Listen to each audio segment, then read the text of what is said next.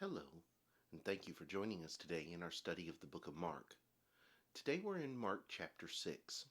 Now, as we come into chapter 6, we're actually going to split chapter 6 into two sections. Chapter 6 is a pretty lengthy chapter, and there's a lot of things to discuss in this chapter. So today we're only going to read through the first 29 verses, which gets us about to the halfway point of Mark chapter 6. But here, the key component is going to be a recounting of the death of John the Baptizer. So let's look at Mark chapter 6 and see what Mark says about the event in this particular portion of the chapter. Beginning in verse number 1, we read, "Then he went out from there and came to his own country, and his disciples followed him. And when the Sabbath had come, he began to teach in the synagogue. And many hearing him were astonished, saying, Where did this man get these things? And what wisdom is this which is given to him, that such mighty works are performed by his hands? Is this not the carpenter, the son of Mary, the brother of James, Joseph, Judas, and Simon? And are not his sisters here with us? So they were offended at him. But Jesus said to them, A prophet is not without honor, except in his own country, among his own relatives, and in his own house. Now he could do no mighty work there, except that he laid his hands on a few sick people, and healed them.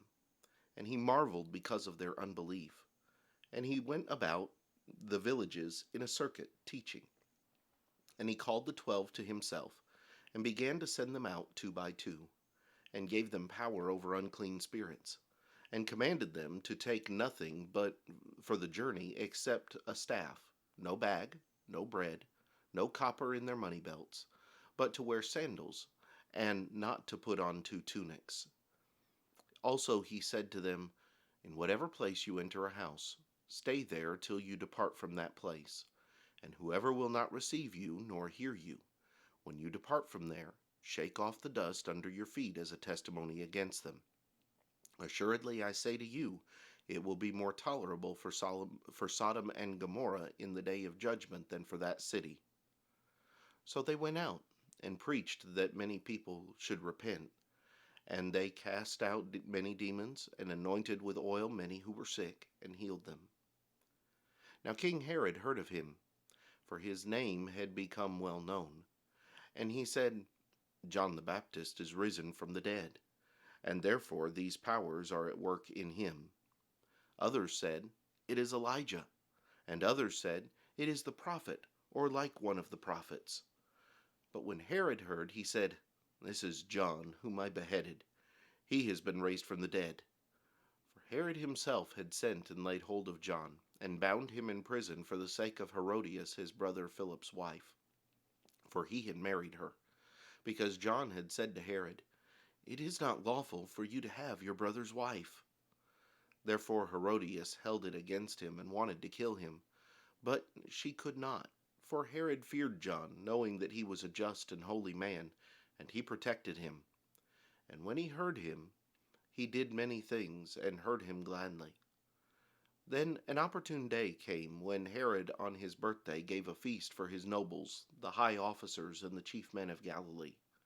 And when Herodias' daughter herself came in and danced, and pleased Herod, and those who sat with him, the king said to the girl, Ask me whatever you want, and I will give it to you.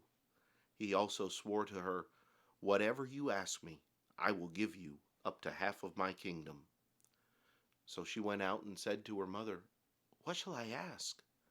And she said, The head of John the Baptist.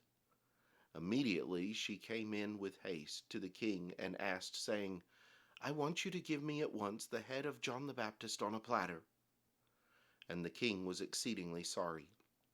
Yet, because of the oaths and because of those who sat with him, he did not want to refuse her. Immediately the king sent an executioner, and commanded his head to be brought. And he went and beheaded him in prison, brought the head on a platter, and gave it to the girl. And the girl gave it to her mother. When his disciples heard of it, they came and took away his corpse, and laid it in a tomb. Here you have a couple of main ingredients to this section of the chapter. The first is Jesus sending out disciples. The second is the remembrance that Jesus' message and his teaching gives to King Herod about John, and how they then recount what had taken place. When we come back next time, we will look at these two things and learn some lessons from them, see how we need to make applications from them. I hope that you'll join us then. But until then, have a great day.